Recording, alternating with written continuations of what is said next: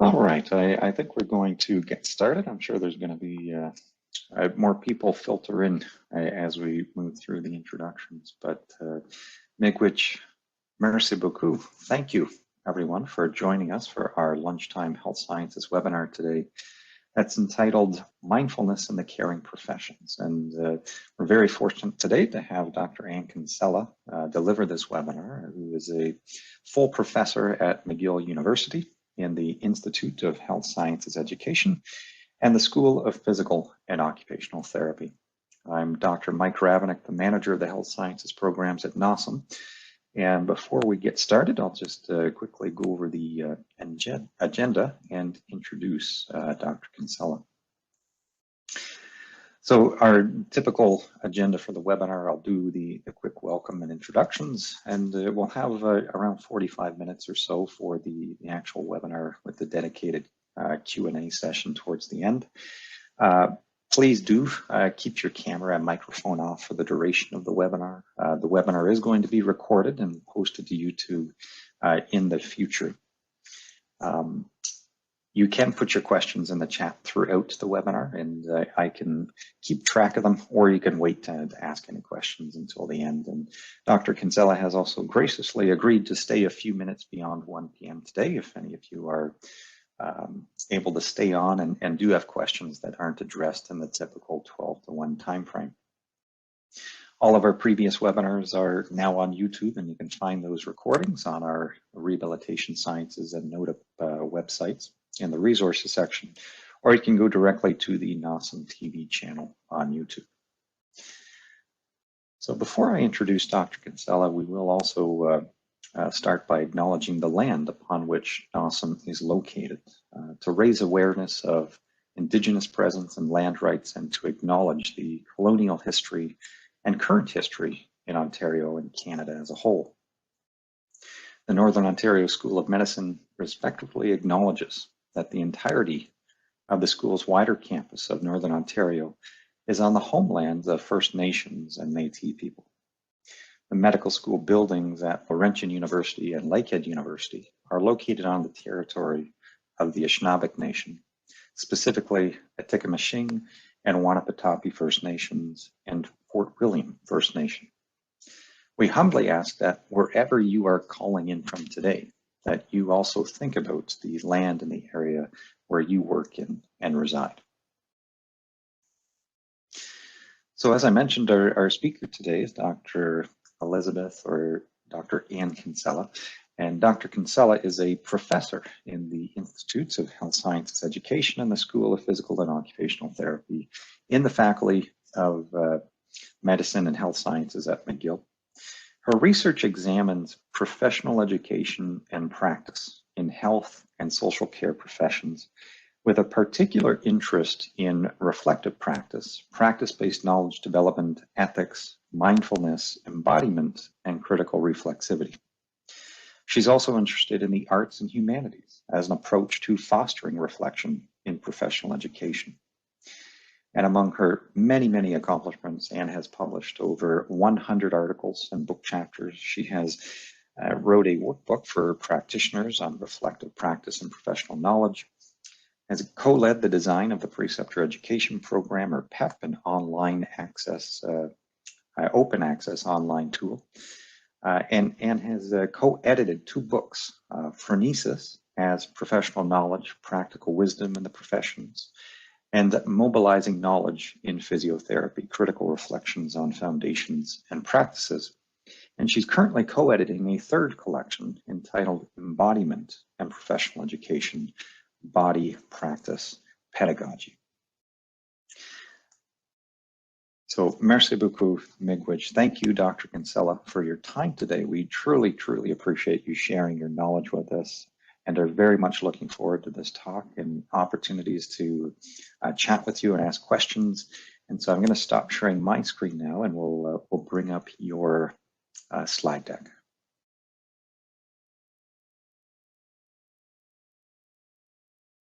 Great. Thank you so much, Mike. I'd like to begin by thanking Dr. Mike Ravenik for the very kind introduction and the invitation to speak to you today. I'm coming to you from near Montreal, the unceded territory of the Keni-Kenhaka people, and I recognize the Keni-Kenhaka people as the traditional custodians of these lands and waters. I'm especially thrilled to join you today because I actually began my career as an occupational therapist in Northern Ontario. I worked in Timmins at St. Mary's General Hospital, which is now Timmins and District Hospital, and also with the Porcupine Health Unit. So Northern Ontario is a place filled with great memories and very close to my heart. I'd like to talk today about some teaching and research that I've been doing in the area of mindfulness in the caring professions, and also to situate this work within my broader research interest in reflective practice. I've been interested in theories and practices of reflection for over 25 years, and in understanding how various approaches to reflection shape and hopefully improve and potentially transform the practices of health and social care practitioners.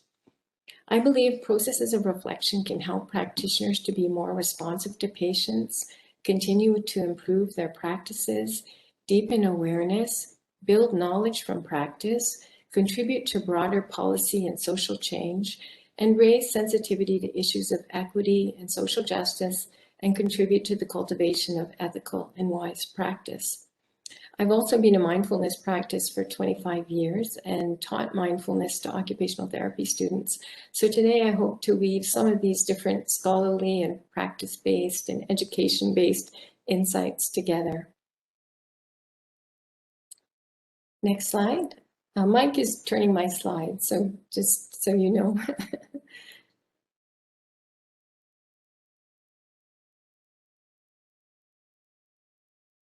Okay, so in studying reflection over time, I've come to think of reflection as something of a continuum, comprised of a pragmatic, cognitive style of reflection, which is probably the dominant type of reflection that we all think about and engage in, as well as more embodied forms of reflection. These kinds of reflections are revealed in knowing how, as opposed to knowing that, and they don't necessarily require a prior intellectual operation. They're revealed in intelligent action. There's also critical forms of reflection, which entail examination of structural and material conditions that shape our practices, and various forms of reflexivity, in which we critically examine the dominant discourses that shape our everyday lives and understandings, as well as assumptions and positionalities that shape our interpretations in ways that are often taken for granted. In addition, a number of scholars have pointed to more receptive forms of reflection, which have similarities to what some are referring to as contemplative or mindful approaches. In describing reflective reflection, Willis suggests the receptive stance holds back discriminatory analytic thinking in favor of a more contemplative process in which the mind acts more like a receptor, receiving ideas, images, and feelings, and being moved by them. In a receptive stance, the mind attempts to behold the object, to allow its texture to become present. We might view mindfulness as one form of reflection oriented towards the receptive end of a continuum, but that comes into conversation with, overlaps, and intertwines with other forms of reflection, such as intentional reflection, embodied modes of reflection, critical reflection, or critical reflexivity. Mindfulness has become increasingly popular in recent years, both in terms of how it's been taken up as a practice, but also in terms of the proliferation of research. This chart from the American Mindfulness Research Association demonstrates how research into mindfulness has grown exponentially over the last 40 years, from a handful of publications in the 1980s to over 1,000 per year in the last 2 years. A number of commentators have said that as a society, we are going through something of a mindfulness revolution, and increasing evidence seems to suggest that mindfulness practices have particular value in helping people to manage stress, which is a major concern for practitioners and students in healthcare contexts.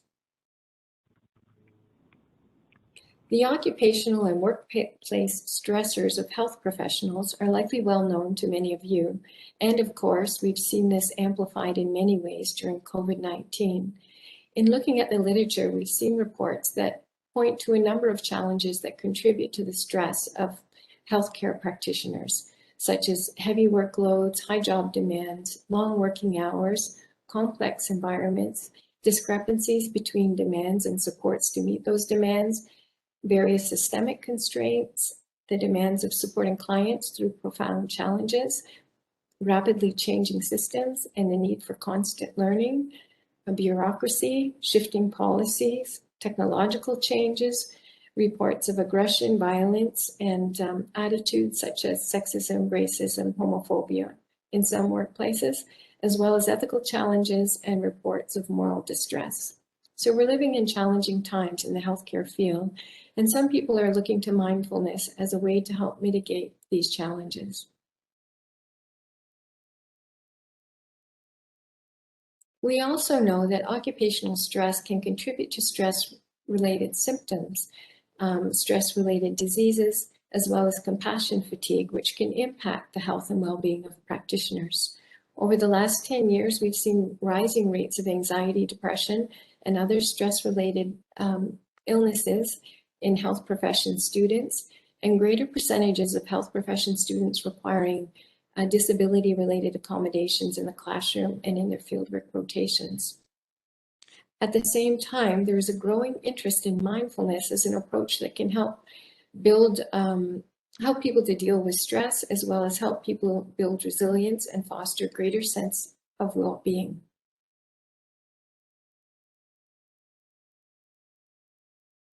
One of the challenges and critiques posited towards mindfulness is that it can place the responsibility for trying to maintain wellness and work-life balance on the individual, rather than attending to broader social, structural, and policy factors that may be contributing to challenging work conditions in the workplace, or unwittingly work against the goals of patient-centered care.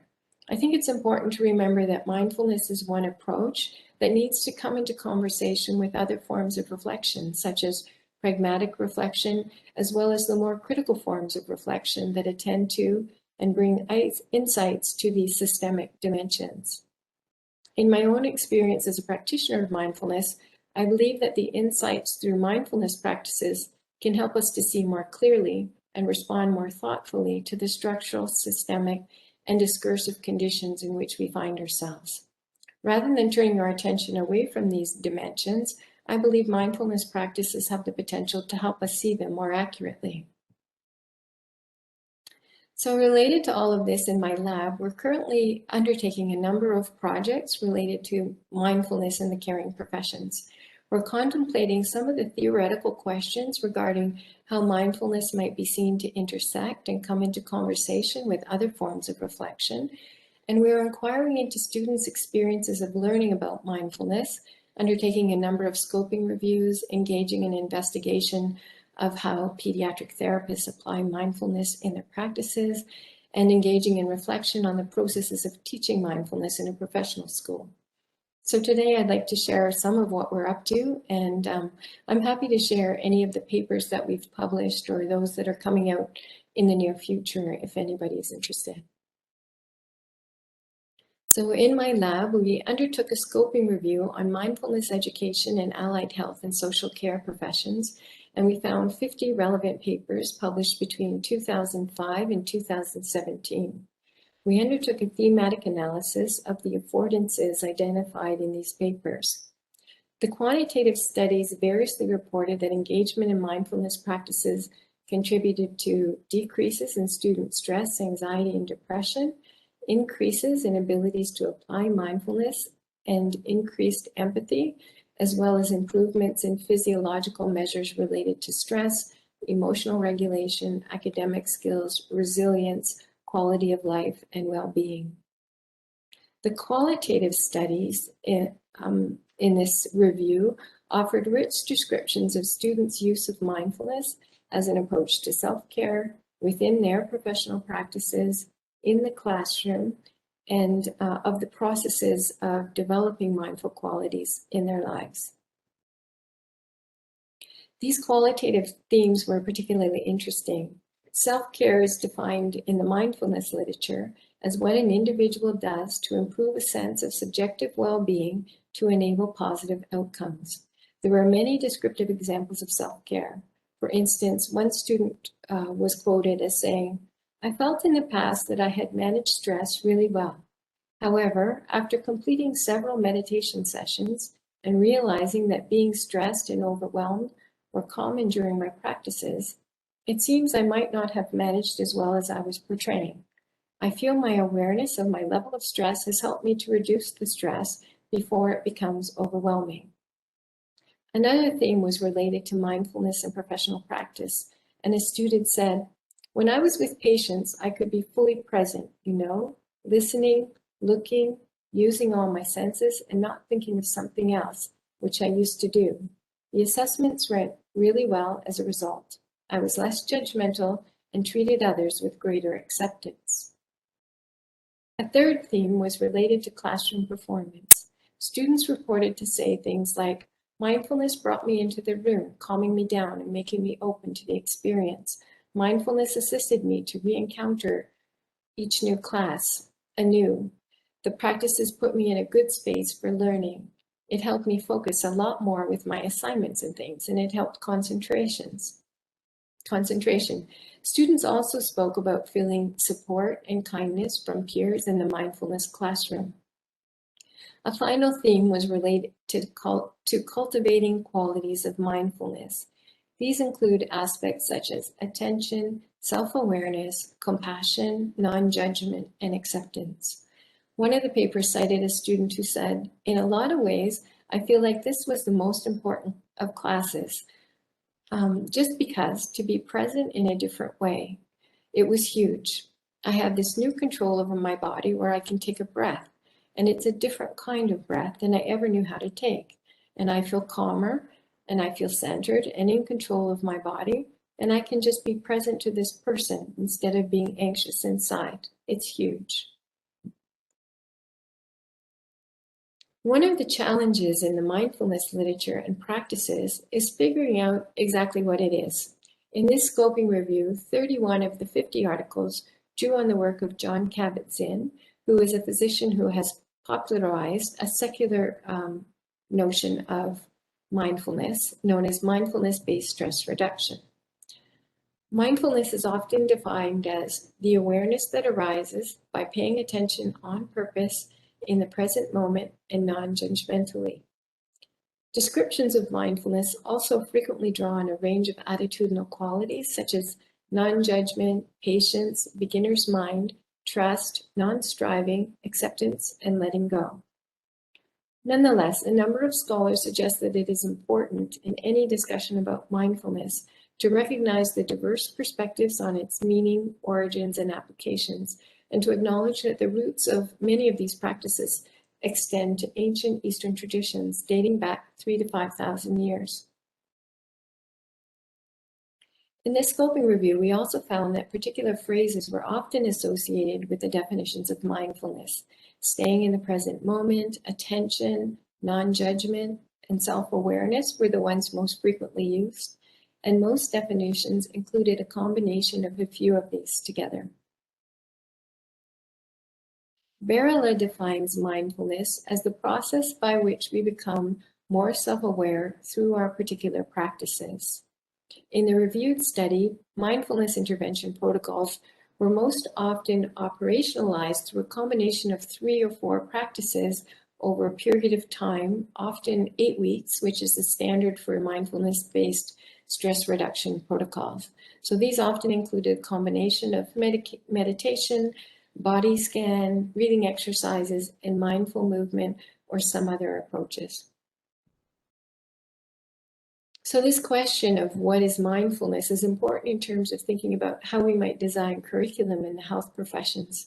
I had the opportunity to design an elective course for occupational therapy students at Western University, which ran for 4 years. And this was a course that students chose out of 6 different options. And so each year, 10 to 14 students participated. The course was 5 weeks long and 3 hours per week for a total of 15 hours of class time. In putting the class together, I tried to offer a mix of theory and research, but also with at least half of the class focused on experiential learning and mindfulness practices. I also asked students to engage in a daily self-practice for whatever time they could manage, but ideally for 20 to 30 minutes, but even 5 to 10 minutes if at all possible. Students were also invited to keep a reflective journal about their experiences, and the final assignment was to summarize their reflections on learning about and practicing mindfulness. I found the students' reflections on mindfulness, on learning about mindfulness, to be extremely poignant and illuminating in terms of a deeper understanding of what this thing we might call mindfulness entails. Interestingly, there have been calls in the neuroscience literature for more research that investigates in-depth, first-hand lived accounts of mindfulness. I wondered if there might be value in looking systemically at students' reflective writing to see what themes might be arising and to help us get a better sense of the experiential dimensions of mindfulness. So in light of this, I developed a hermeneutic phenomenological research project involving retrospective analysis of students' written reflections. We also have a second phase of this study, which involved follow-up interviews and body maps to see if and how students might be thinking about and possibly applying mindfulness processes in their lives and professional practices even after graduation. Hermeneutic phenomenological methodology allows us as researchers to dwell in students' reflective writing. Today, I'd like to share some of the preliminary findings from this study. We have 21 students' reflective journals in our data set, which is 168 pages of reflective writing to analyze. 3 of us have been working on the data analysis and independently mind mapping and coding the full data set with regular data analysis meetings to compare our emerging interpretations. We've identified 6 preliminary themes in this data of personal transformation, being while doing, the power of mindful occupation, witnessing the struggle, compassion for self and other, and connection and community. I'll share one example of a student excerpt from each of these themes to give you a sense of some of the ways in which students are writing about this phenomena. So one major theme was personal transformation. And as an example, Samia wrote, I had recognized in myself for some time a supercharged tendency to worry about the future, to dwell in hypotheticals, and to over-scrutinize my own performance. I recognized this habit and the stifling anxiety that it produced, but couldn't seem to do anything about it. I tried to tell myself to just relax, but this felt impossible. Mindfulness offered a new suggestion, a method for not for stopping worry, but for cultivating its opposite, the direct practice of dwelling non-judgmentally in the present moment. I seemed calmer, clearer, and better able to react to challenging situations. A second theme related to being while doing. Emily wrote, it did not take long for me to get in the zone. I was fully absorbed in the activity despite being in a loud and busy environment. It was almost like I was a sponge. My senses absorbed every aspect of the activity. As I colored, I sipped my coffee. My taste buds were delighted by the rich flavor and added to the experience. The variety of colors was a treat to the eyes. I enjoyed seeing the lines on the page twist and turn to make something beautiful. I even admired my errors and how occasionally I would color outside the lines and how quickly the paper absorbed the ink and bled into another color to make an entirely new color, something beautiful.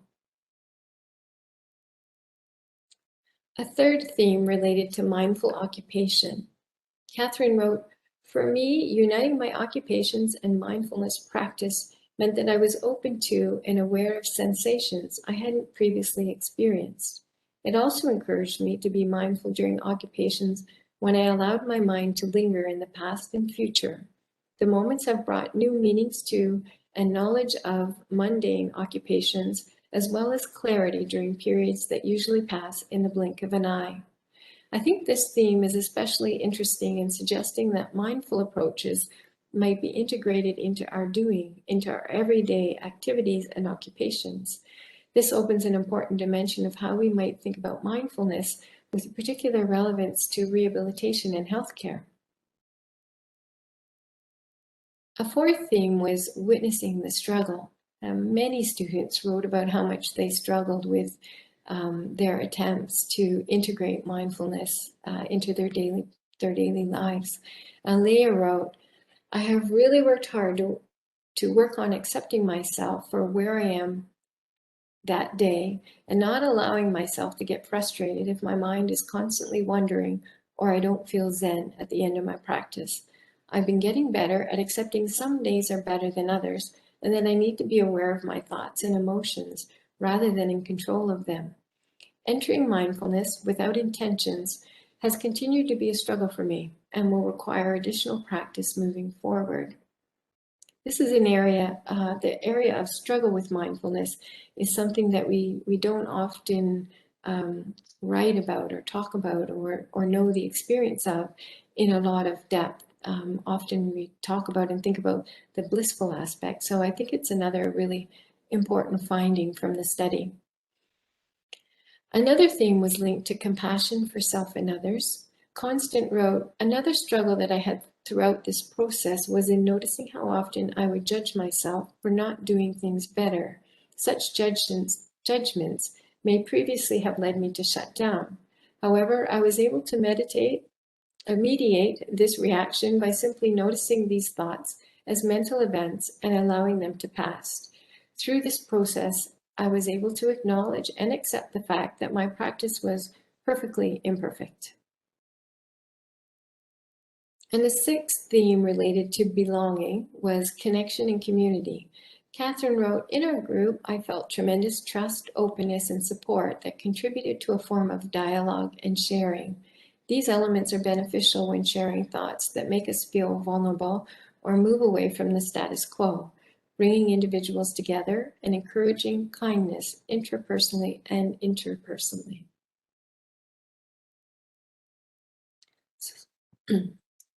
As I mentioned above, a particularly interesting theme was related to students' accounts of mindfulness within their everyday occupations and activities. Everyday occupations are defined broadly here, in line with occupational science perspectives, as all that people need, want, or are obliged to do. While we do often think of mindfulness as particular practices such as meditation, breathing, yoga, body scan, the focus on mindful occupations shows how it can be integrated into everyday activities. Sarah summed up this experience. "Encompassing mindfulness into my daily occupations enabled me to experience these mundane occupations through a new lens. I focused on how my food tasted, the shape, the smell, the color, the sensations of the water falling onto my body, and in the shower, how my body felt when walking, including my breathing, the feeling of the natural elements, such as the wind on my face, and the emotional experiences." Layla talked about how she used to arrive at school stressed from ruminating about what the day would bring. She started using her morning bike ride as an opportunity to practice mindfulness. She wrote of focusing her attention on sensation in the moment, how the bike was supporting her body, the muscle groups she was using, the colors around her, the smells in the air. She described how she noticed a change whereby she arrived at school feeling more refreshed and ready to learn. Hannah noted that everyday occupation served as a key stepping stone in her mindfulness practice.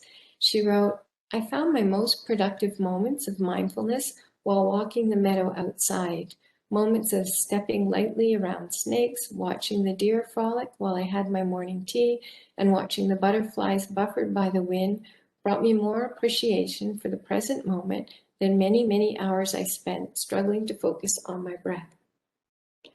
And Mia wrote about how mindful eating provided me with the opportunity to experience an occupation that I engage in every day, usually without much thought, with a new appreciation and perspective. She noted how different it was to actually experience the taste, texture, and appearance of some of my favorite foods, and reflected further on how complex the process of eating was, and everything that goes into it.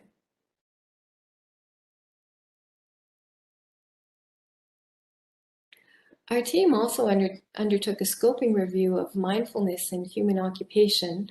This is a little more than I have time to go into today, but I'll just briefly say that we found some interesting themes related to the experience of engaging mindfully in various everyday activities and occupations, including the idea of occupational presence, so being fully here while engaging in an activity or an occupation, occupational awareness, so being a non-reactive observer to one's doing, occupational engagement in the form of feeling a joyful participation while being engaged in different activities or occupations, occupational well-being in the sense of a state of emotional balance while mindfully engaging in activities or occupations, and occupational fulfillment, such as feelings of bliss while being engaged in occupations. So again, recognition of the potential for mindfulness to be brought to our activities or occupations opens up an important line of consideration for rehabilitation and healthcare practitioners. A second phase of the study I discussed earlier, involving the reflective journals, involved follow-up with students 1 year post-graduation. So in this phase, we conducted interviews with novice practitioners who had previously taken the mindfulness course and facilitated a process of development of body maps. Body mapping is an arts-based method that uses drawing, painting, or other art-based techniques to visually represent aspects of people's lives, their bodies, and the world they live in. Body maps are often life-size. However, for our study, they were scaled to legal-sized cardstock in order to accommodate the body mapping process through online virtual facilitation. A guide was used to facilitate the body map process with a series of 12 guided prompts, and this is an example of one participant's body map. So the alias name of this participant was Camille, and Camille reflected that initially she was curious about mindfulness and placed it on a pedestal. She spoke of mindfulness, her experience of mindfulness, as a blue river of calm running through her body, calming her mind with pathways into her chest, nervous system, breathing, and continuing on to other parts of her body. She described the blue lines streaming out of her body as the way mindfulness helps me to be calm and bring that calm forward into my life and practice. She described mindfulness as a way to find calm amidst the storm, which she said actually became more like a tsunami at times. When asked to create a personal symbol, Camille described mindfulness as a lifesaver, drawing a red and white striped life preserver around her head. In speaking about a personal tragedy and the role of mindfulness, she said, "For me personally, I feel like it has been a lifeline. It has come at a particular time, and I believe it came for a particular reason." She talked about integrating the arts with her mindfulness practice, describing her hands as glittery balls of goodness. Camille placed personal slogans like "I'm getting there" at the top of her leg and "Stop eating yourself alive" to denote movement away from self-criticism and self-judgment through her mindfulness practice. Camille drew marks on and under her legs, noting, "I drew my imperfect legs, and just making peace with them as a person, as a woman, as a therapist, may be part of mindfulness, is recognizing that they do a great job of getting me from point A to B. There's nothing wrong with them. They may have some scars, but they do a very good job." Camille's body map shows mindfulness as potentially contributing to healing, self-acceptance, less negative judgment, self-compassion, and the cultivation of well-being. Coming back to this dichotomy that is sometimes set up between mindfulness and critical forms of reflection and reflexivity, Beth Barilla has written an interesting book on integrating mindfulness into anti-oppressive pedagogy. She argues that mindfulness offers many affordances for work focused on advancing equity and overcoming oppression. Some of the themes in her work are related to the ways in which mindfulness can create a firm ground from which to encounter difficulties in our personal and professional lives, cultivate discernment to interrupt learned or fixed storylines and open possibilities for different ways of seeing, offer a safe space from which to challenge or get us to think more deeply about our privileged positions, afford possibilities for deepening self-reflection, shape capabilities for deep listening as a way of developing compassion in classrooms, in therapeutic practice and communities, help us to pause in order to create a gap between reactions to situations of injustice and to compose more considered responses, to assist us in understanding the responses of others and thus helping to build tolerance and compassion, to move us toward more generosity with ourselves, toward self-acceptance, which is often at the heart of attitudes of acceptance towards others, to help students and therapists find peace amidst challenging life situations, to assist with the recognition and unlearning of internalized oppressions, and to help create the conditions in which we can build empowered, compassionate communities. So coming back to the earlier question of what is mindfulness, we might think of mindfulness as cultivating certain qualities of being, becoming, and belonging that could be fruitful to us as healthcare practitioners or serve as an oasis in a culture focused on doing. It could even potentially help us to rethink our approach to doing. Meditation sometimes feels to me like drinking a big glass of refreshing spring water in the midst of a desert. Perhaps part of this is related to the space for silence that it affords. It's interesting that one of the poetry books from a Zen tradition that I've come across recently is called My Secret is Silence. And recently, Michael Harris has written a national bestseller called Solitude, where he argues that we need spaces for silence and solitude in order to feed our creativity, that it is in this fallow ground that we plant seeds. As mentioned earlier, there are diverse perspectives on what mindfulness entails. As I reflected on this and learned about mindfulness over the years, I've come to think of some fruitful underpinnings of what mindfulness might be oriented towards. Acceptance, in coming to terms with things as they are, recognizing the impermanence of sensations and states of being, present moment awareness, equanimity as a middle ground between clinging and aversion, a space to pause, moving beyond reactivity to considered response, freedom, becoming open to unexpected possibility, compassion, awareness of our interconnectedness, and this can be the roots of allyship, solidarity, and working with difference, awareness, a state of mind beyond thinking, trust, going with the flow of life, insights, witnessing insights arising beyond the thinking mind, self-regulation in terms of cultivating calmness through attunement, focus, clearing the clutter of the mind, courage, looking at different situations without fear, and action rooted in a clearer vision.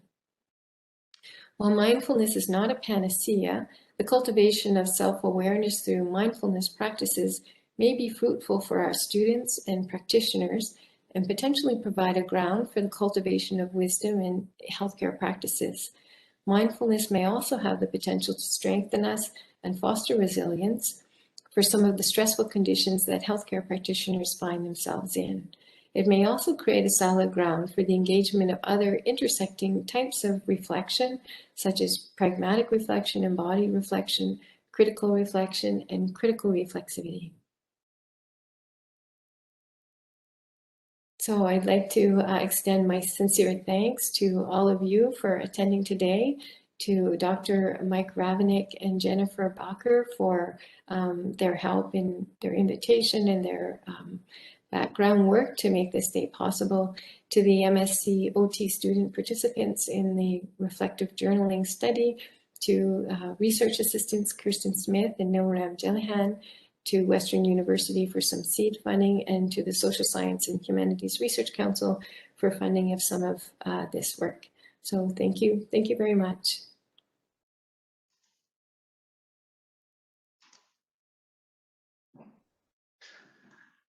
Thank you so much, Dr. Kinsella. That was fantastic. It was great to see some of the work that you're doing, really representing all of the benefits of mindfulness, and the mind maps I found particularly really incredible in terms of looking at the way that people were being able to visualize the impact of mindfulness on their bodies. I wanted to invite everyone to put themselves or take themselves off mute if they did have a question, or to put some questions in the chat, and we'll make sure that Dr. Kinsella is able to see those and answer those. But I can get us started because maybe everyone has heard of this concept of mindfulness, but they don't know where to start. Where would be a good starting point for some novices out there who have heard the benefits of mindfulness, but just don't know where to start? Oh, it's a good question, Mike. I think there's many different paths to mindfulness, and I think people find it in many different ways. And right now there are lots and lots of resources available. John Kabat-Zinn is a physician who's been doing a lot of writing about mindfulness-based stress reduction and mindfulness in the health professions, and his books are quite accessible. So I think a lot of his writing is an easy place to begin if you're interested in reading about mindfulness. A lot of people find that mindful movement, like yoga, is also a great place to start, because at the end of the yoga class, when you lie down in something called shavasana, there's a little moment there when you get a window of experience that is like a meditation experience. And so that can often be an entranceway when people experience that moment of restfulness and calm at the end of a mindful movement practice. It sometimes fuels an interest in going deeper into other forms of mindfulness. I've also found when I've taught it to occupational therapy students, a number of the students say that have never done mindfulness. They say that different forms, that the sitting meditation can be very difficult as a starting place, but the mindful movement is an easier access point. So also just trying some of the different practices and seeing what might speak to you as a starting place. There's also a lot of apps right now, so people can use some of those apps like Insight Timer, and they have wonderful guided meditations or quite a range of different approaches, body scans, breathing exercises, etc. Oh, those are great suggestions. Thank you. We did have a question come in. I'm sure you can see it, but I'm going to read it out anyway. So how would you start mindfulness with young children? Do you have any strategies you would use with 7 to 13-year-olds who are just learning these skills? Well, that's such a great question, and I really wish that my doctoral student Kirsten Smith was here right now. She's a pediatric occupational therapist, and she's the one who knows about this really in depth. She is doing her doctoral dissertation is actually going to be on pediatric therapists' experiences of integrating mindfulness into their professional practices. So she just got her ethics approved today. And so she will be interviewing therapists about those practices. So stay tuned. I hope that we will have an article soon, particularly around how pediatric therapists are approaching the integration of mindfulness. There's a lot of education right now because education is using a lot of teachers and school curriculums are starting to bring mindfulness practices into the classroom. So that is one place to potentially look for some ideas. There is a book, there's a book around, trying to think of the name of the book. It's something around mindfulness like a frog, where there are a lot of games and books and there's yoga cards and whatnot that children can use as entrance ways to make it fun, so that it can be introduced in a game kind of format, or there's audio recordings or audio books. If anybody here knows the frog book, I can see it in my mind, but the name of it is not coming to me. But there's a CD set, and there's a series of meditations that are introductory for children, and they use the metaphor of the frog, and it's the child is invited to sit like a frog and given different instructions around being like a frog that allow them to have the experience of playfully entering into some of the mindfulness states, in a sense. So that's one opportunity. So I think to make it playful, I think is one of the ways for ages 7 to 14 for beginning to engage and not to take it too seriously. And I think that is an instruction for all of us, not to take it too seriously. I really stress that with the students when I'm working with them teaching the course, because the students really beat themselves up about how they're not doing it right, how they're not getting in the zone, how hard it is, how their mind is taking over. And the more I think that we can just bring a kind of a lightness, a playfulness, like so you fall off your cushion, just get back on. You fall off the mat, so what? You just get back on and try again. Just be present with whatever is coming and the next breath. So that kind of, I think it really keeping a playful, non-judgmental attitude towards it, I think, for children. And also helping them to see when they just happen to experience it, like probing, like asking questions like, wow, into the sensorial experience of something. Like, wow, the wind is strong. Do you feel that on your face? What does it feel like? So that they're coming into an awareness of some of these mindful sensations in little bits, little moments of it. Oh, that's great. Thank you, Anne. Aslan did actually respond, and she said, "Sitting still like a frog." I think that's it. Yeah. That's it. I actually love that book, and I've actually used it with the occupational therapy students too, and they like it too. So that's good. Again, if anyone has any questions, feel free to take yourself off mute or put them into the chat. Give people an opportunity. Yeah. Hi, Dr. Kinsella, thank you so much for your presentation. This is really more of a personal question and sort of what motivated me to sign up for this webinar in the first place. I've been practicing mindfulness fairly regularly for the last few years, and I work in the helping profession. And one thing that I really struggle with is that I have a sense of kind of like sinking into the suffering that I experience with my clients in particular. And I find that sometimes that carries over outside of my work day.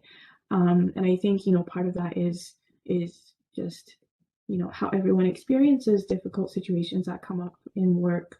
And I'm just wondering, like, I feel like compassion is the answer, but I also feel like it's like there are times when I'm just not able to call up that compassion because it's just so overwhelming. I'm just wondering if you have any recommendations around that. Wow, that's a really profound question, Kathy, and I think it's one that many of us struggle with. One of the, I'm just thinking, I've been doing some advanced training, I guess, in mindfulness-based stress reduction as a teacher. I'm doing the teacher training. And one of the things that is often emphasized in the teacher training is not to try to move in and rescue the other person from their suffering. So it's a little bit of a different stance in the sense of it's allowing a person to come to confront their own suffering and not feeling that we have to take it on or that we're the ones to save or solve the suffering. I don't know if that makes sense. So in the mindfulness-based stress reduction in the teacher training, people are often sharing very intimate disclosures of their suffering. And as mindfulness teachers, it's not our place to offer a remedy, if that makes sense. It's a space to witness, support, compassionately be present. But there's this idea that we each have to confront our own suffering. So in your suffering of witnessing the suffering of others, can you just look at that suffering and just look at it and be with it in a meditation rather than let it hang on to you? I don't know if that makes sense, but it does, and I think it speaks to some of Roshi. I want to say Bernie. He's a Zen Roshi, and Bernie Glassman, and he talks yes. a lot about about witnessing, sort of as a foundation, and I think, I just feel like, as whatever occupation we've been trained in, like there's been so many years of training saying, and X is how you fix Z, and things like that, and so I guess I find that shift difficult. And obviously there's a time and a place for knowing when to offer recommendations and knowing when to sit back, and I think maybe that's a nuance that I'm still trying to figure out in my own practice. Yeah, and it's not an easy one, and you're not alone in that. And in the in the mindfulness-based stress reduction courses that I've been attending, there are lots of health practitioners from all walks of life, physicians and social workers and therapists, and people are profoundly suffering in their work as healthcare practitioners, and it's quite striking when people are together for 10 days in this kind of intensive environment and meditating, and the amount of suffering that is in everyone's life related to being a healthcare practitioner that comes up in these. I have found it very moving and eye-opening in terms of how challenging the work can be, and how sometimes the discourses at work may not be as supportive to the practitioner, if that makes sense. It's a different way of thinking. Yeah, thank you. Thank you, Kathy, for a great question. Yes, thank you very much. Did anyone else like to take themselves off mute to ask a question?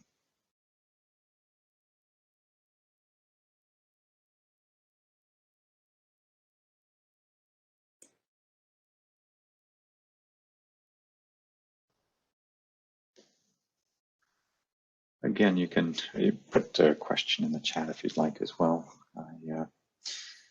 I have another question, and you had alluded to it earlier at the beginning of your presentation around the pandemic, and I'm wondering what your kind of reflections around the pandemic have been, and what role mindfulness has played or could play in terms of perhaps how you have used it, or how you think other people might be able to use it in helping with the no doubt additional stresses in various facets of our lives that the pandemic has caused. Yeah, it's a great question. It's a great question, Mike. I've been doing some of the mindfulness-based stress reduction training with groups online through Zoom, and that's been interesting because who would have thought that you could actually do some of this kind of training? So I think there's kind of two sides. One is that there's more access to teachers, meditation teachers, or to practices, or to online sorts of forums that weren't previously available in that kind of a way. Some people have more time in the pandemic because they don't have other things to do, so they've been able to put it towards an inward practice and time of deep reflection. I've heard a lot of people saying that they've been through a time of deep reflection in one way or another during the pandemic, either about things they take for granted, about how busy they are, about time with family.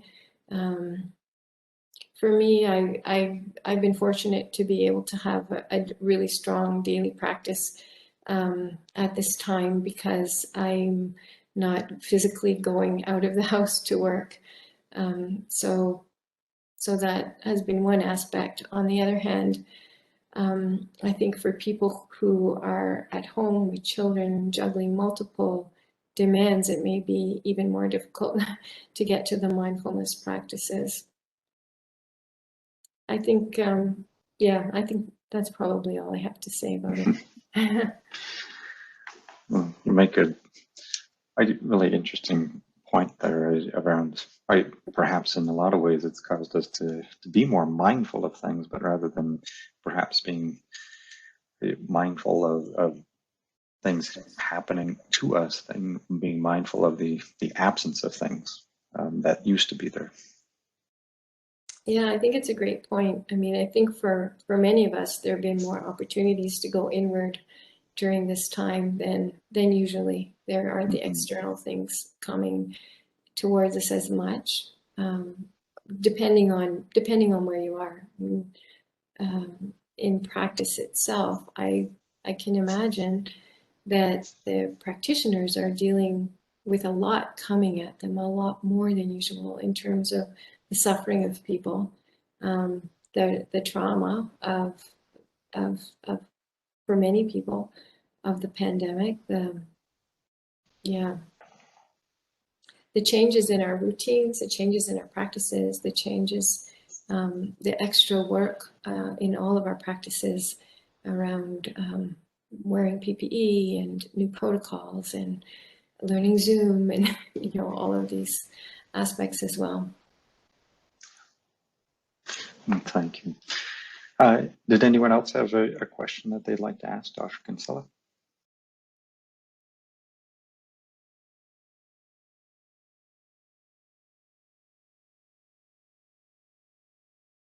If anybody is interested in any of the articles that I spoke about, I'm happy to send them along, and we'll be hopefully having a few more coming out in the next year or two. So you can find them on ResearchGate, or you can contact me if you see them around, and I'm happy to send them along to you. Great. Thank you so much again, Dr. Kinsella, for your time today. And I know we said that you'd be available for a few minutes afterwards, so perhaps if you wanted to stay, if anyone did have a question they'd like to ask, then they'd have the opportunity to do that. But just wanted to thank you again for sharing your expertise and answering the questions that came up today. I found it very helpful and just kind of refreshing, and perhaps it's just how calming your voice is, but I just found the session very, I very find your calming as voice well. very calm. Thank you very much. It's been a delight to be here, Mike. I really appreciate the invitation and thank you for the opportunity. Thank you. All right. So we will stop there and hope everyone enjoys the rest of the day. And we will see you next month at our next webinar. But again, please feel free to stay around if you have a couple other questions. Yeah, thank you for coming, everybody.